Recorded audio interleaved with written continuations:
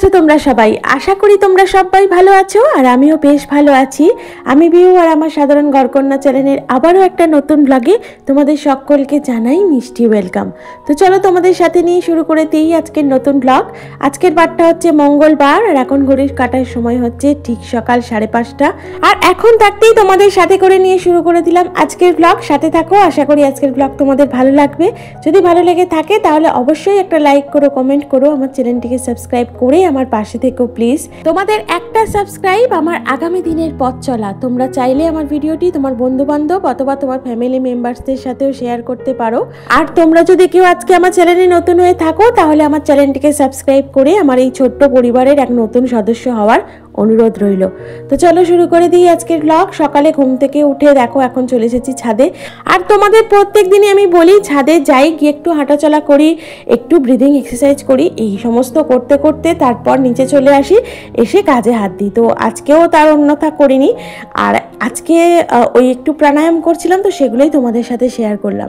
নিচে এসে কিসমিস ভেজানো জল খেতে না খেতেই দেখছি মাছ কাকু চলে এসেছে মাছ নিয়ে, আর নিয়ে এসেছে খুব সুন্দর সাইজের গলদা চিংড়ি। তো গলদা চিংড়িটা দেখাচ্ছিল কাকু নেওয়ার জন্য, নিইলি জানো তো, কারণ হচ্ছে মেয়ে খেতে চায় না অত বড় বড় চিংড়ি মাছ। আমার মেয়ের আবার অনেক রকমের মানে বায়না আছে, সে আবার একটু ছোট সাইজের চিংড়ি মাছ পছন্দ করে, এত বড় বড় সাইজের চিংড়ি মাছ খেতেই চায় না। মা তো খাবেনই না, খাবো আমি আর মনের বাপি। তাই ভাবলাম যে এমন জিনিস নিই যেটা সবাই আর কি খাবো। তো এই একটা রুই, ছোট রুই দেখলাম ছিল কাকুর কাছে, বেশ বড় নয় আর পাকা নয়। বেশ বড় রুই হলে না একটু পাকা হয়ে যায় জানো তো, মানে একটু চর্বি হয়ে যায় মাছের মধ্যে, সেটা মনের বাপিরও খাওয়া ঠিক না, আর সেই কারণে নিলামও না। ছোট সাইজের একটা রুই মাছ নিয়েছিলাম। তারপর সংসারের কাজগুলো একের পর এক ঝটপট সেরে নিয়েছি। রোজই তো তোমাদের সাথে সংসারের বাসি কাজকর্ম শেয়ার করি, আজকে আর করলাম না। বাসি কাজকর্ম সেরে নিয়ে স্নানটা সেরে ছাদে যে কটা জামা কাপড় পারলাম মেলে দিয়ে এসে নিচে দেখো চলে এসেছি এখন জলখাবারের জোগাড় করে নিতে। আসলে আজকে সকাল থেকেই মনের বাপি একটু তাড়া দিচ্ছিল, তাড়াতাড়ি করে ও একটু বেরোবে, ওকে যেন টিফিনটা ঠিক তাড়াতাড়ি দিয়ে দিই। আসলে এখন আজকে আর কালকে হচ্ছে ওর ছুটি, তো সেই ছুটির কারণেই ওর কিছু কাজ রেখেছে। এমনি সময় তো আর ওই কাজগুলো করে উঠতে পারে না, তো সেই কাজগুলো রেখেছে, সেই কারণে একটু বলছিল তাড়াতাড়ি করে যদি ওকে টিফিনটা করে দিতে পারি তাহলে ও ঠিক টাইমে বেরোতে পারবে। তো সেই কারণে একদম ঝটপট করে স্নান সেরে নিয়ে নিচে চলে এসে করে নিয়েছিলাম আলুর তরকারি আর গরম গরম রুটি। তো এই আলুর তরকারি আর রুটি হচ্ছে আজকের টিফিনের জলখাবার। আর এই যে আলুর তরকারি করছি দেখছো, আর এখন এই শীত শীত পড়ছে, তো এখন এই আলুর তরকারির মধ্যে নামানোর আগে যদি একটু ধনেপাতা দিয়ে নেওয়া যায় না তাহলে কিন্তু বেশ দারুণ লাগে খেতে জানো তো। আর সত্যি বলছি, ধনেপাতা, টমেটো, তারপর তোমার একটু যদি কড়াইশুঁটি থাকে, কাঁচা লঙ্কা, এই সমস্ত জিনিস দিয়ে আলুর তরকারি করলে তার স্বাদটাও কিন্তু অন্যরকম হয়। আর শীতকালে স্পেশালি এই আলু চচ্চড়িটা করি, খেতে বেশ ভালো লাগে। আর তার সাথে বললাম করে নিয়েছিলাম গরম গরম রুটি। তো এই হচ্ছে জলখাবার, সাথে ছিল কাঁঠালি কলা আর ছিল মিষ্টি। তো মনের বাপি মিষ্টিটা আজকে নেয়নি জলখাবারে, তো এই দিয়েই ও খেয়েছে, আর আমরা সাথে একটু মিষ্টি নিয়েছিলাম।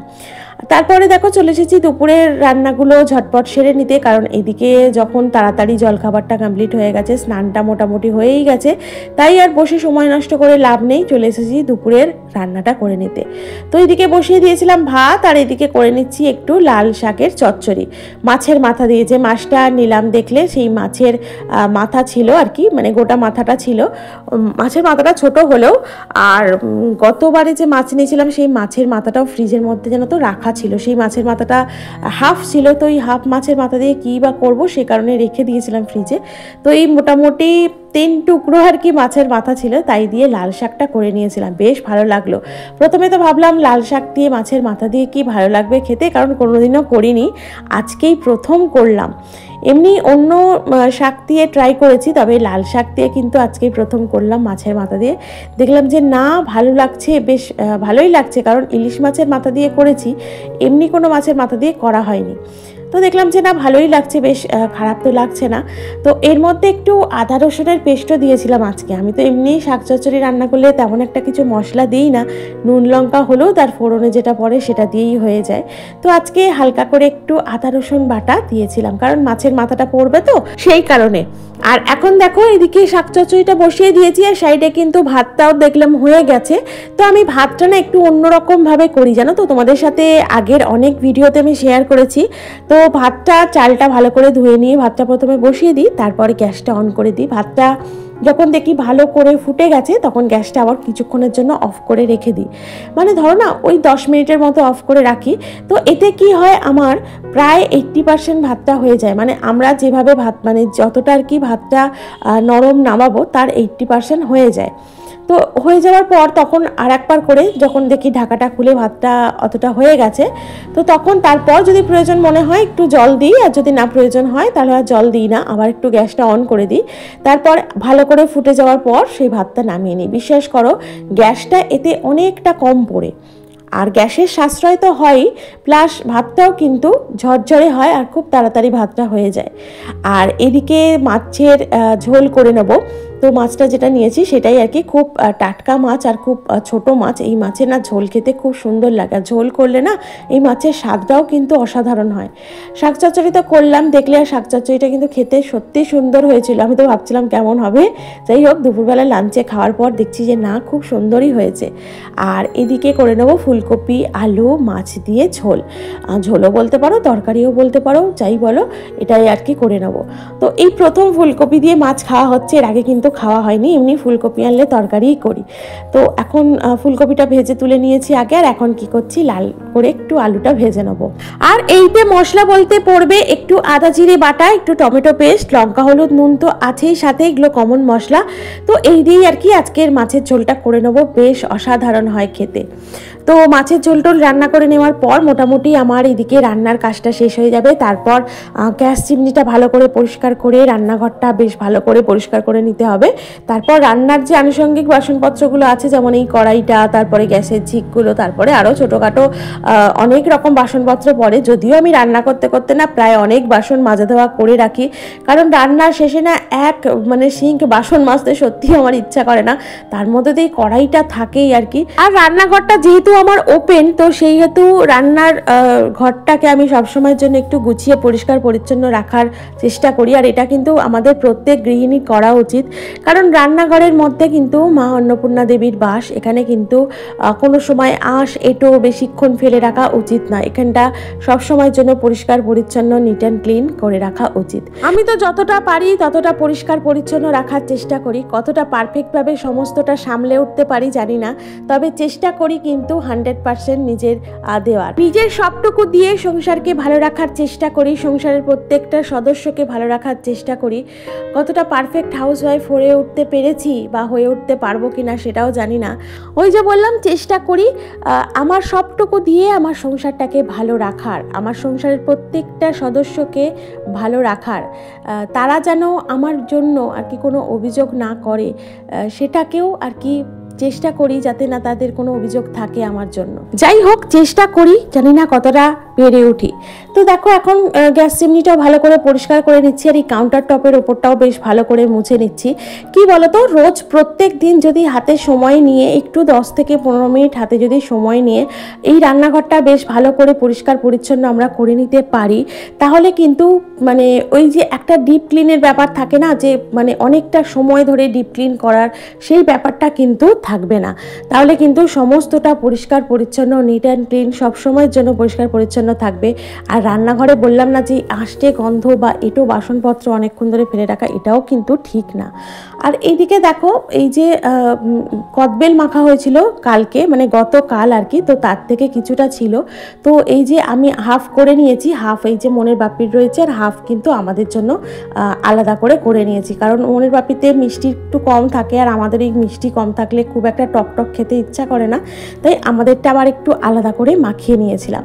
আর কদবেল মাখা কিন্তু আমাদের প্রত্যেকেরই খেতে কিন্তু সত্যি খুব ভালো লাগে, আর বছরে তো সারা বছর পাওয়া যায় না, এই সময়টাই কিন্তু কদবেল পাওয়া যায়, আর এই সময়টাই কিন্তু কদবেল মাখা খেতে আমাদের বাড়ির প্রত্যেক সদস্যই খুব ভালোবাসে। দুপুরবেলার লাঞ্চ তো দেখলেই করে নিয়েছিলাম, তারপর বেরিয়ে পড়েছিলাম মেয়েটাকে নিয়ে পড়তে নিয়ে যেতে। তো আজকে পড়া ছিল সন্ধ্যার দিকে, তো ওই শ্রীরামপুরে গিয়েছিলাম, মেয়ের পড়া ছিল টিউশনে। তো যেতে যেতে দেখছি বেশ কয়েকটা ঠাকুর দেখলাম, এখানে দেখছি একটা কত সুন্দর গেট করেছে, হয়েছে। আর ওইখানে গিয়ে যে গঙ্গার ধারটা একটু বসে থাকি, তো সেইখানে একটা ছট পুজো হয়েছে।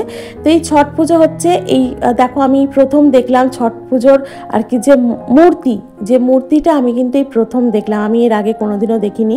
এটা হচ্ছে সূর্য দেবতা, তো এই সূর্য দেবতার মূর্তি এটা। তো এই সূর্য দেবতার মূর্তির রং যে লাল হয় সেটাও আমি জানতাম না, আজকে প্রথম দেখলাম। যাই হোক, এখানে সন্ধ্যার দিকেই আর কি পুজো টুজো হয়েছে। আর এই যে দেখো, এটা মনে হয় ডন্ডি কাটছে আর কি, যে ডন্ডিটা দেয় মানে ছট মায়ের কাছে যে ডন্ডিটা দেয়।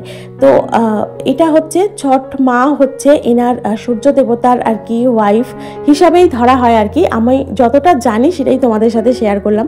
যাই হোক, তারপরে এখানে ঠাকুর দেখে নিয়ে চলে এসেছি গঙ্গা ধারে। গঙ্গার ধারটা কিন্তু বসে সময় কাটাতে গল্পগুজব করে বেশ ভালো লাগে। তো আমি থাকি, আমার সাথে থাকে ওই স্টুডেন্টের গার্জেন অনেকেই থাকে, একটু ওখানে দাঁড়িয়ে সময় টময় কাটাই আর কি। তো দেখো, এইখান দিয়ে না দেখলাম একটা জাহাজের মতো যাচ্ছিল, এটা মোটাই স্টিমার নয়, দেখে তো মনে হলো একটু জাহাজ ধরনের। আসলে অন্ধকার, তো রাতের অন্ধকারে ভিডিওটা করেছি, তোমরা হয়তো বুঝতে পারছো না। তো লাইট দিয়ে যতটুকুই আর কি কভার করা আছে ততটুকুই বেশ ভালো পরিষ্কার পরিচ্ছন্ন, মানে পরিষ্কারভাবে বোঝা যাচ্ছে। তো এটা একটা বেশ বড় জাহাজের মতো, জানো তো।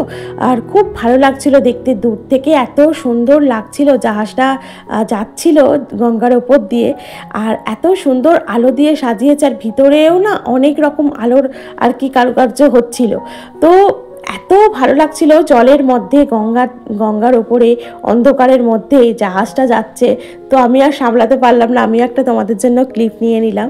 আর মেয়ের ছুটি হয়েছে সেই মুহূর্তে এসে দেখছি এই জায়গাটা করে একটা জগদ্ধাত্রী পুজো হচ্ছে। তো জগদ্ধাত্রী ঠাকুরটা সত্যি অসাধারণ হয়েছিল, আর ক্যামেরায় কতটা বোঝা যায় জানি না, ক্যামেরায় দেখা আর নিজের চোখে জিনিস দেখা দুটোর মধ্যে না আকাশ পাতাল সত্যি তফাৎ। আমি আর আমার এক বান্ধবী দুজনে মিলে আলোচনা করছিলাম যে এই ক্যামেরাতে হয়তো অতটা বোঝাও যাচ্ছে না যে ঠাকুরটা কতটা পরিমাণে বড় হয়েছে আর কতটা সুন্দর হয়েছে, আর নিজের চোখে সামনাসামনি দেখলে হয়তো বোঝা যেত। সত্যি অসাধারণ হয়েছে। এখানকার প্যান্ডেল কি হালকা ফুলকার উপরে বেশ সুন্দর করেছে ডেকোরেশনটা প্যান্ডেলের। আর এই যে দেখো, তারপর কিছুটা গিয়েই দেখছি এখানে একটা প্রোগ্রাম হচ্ছে। জানি না আমি মানে ঠিক এই শিল্পীকে ঠিক আমি মানে আর কি চিনে উঠতে পারছি না, তবে ইনি বলছেন আর কি, ইনি সারেগামাপায় ছিলেন 2023-এ। যাই হোক, আমি নামটাও ঠিক বলতে পারছি না, তবে দাঁড়িয়ে গিয়ে কিছুটা প্রোগ্রাম দেখলাম।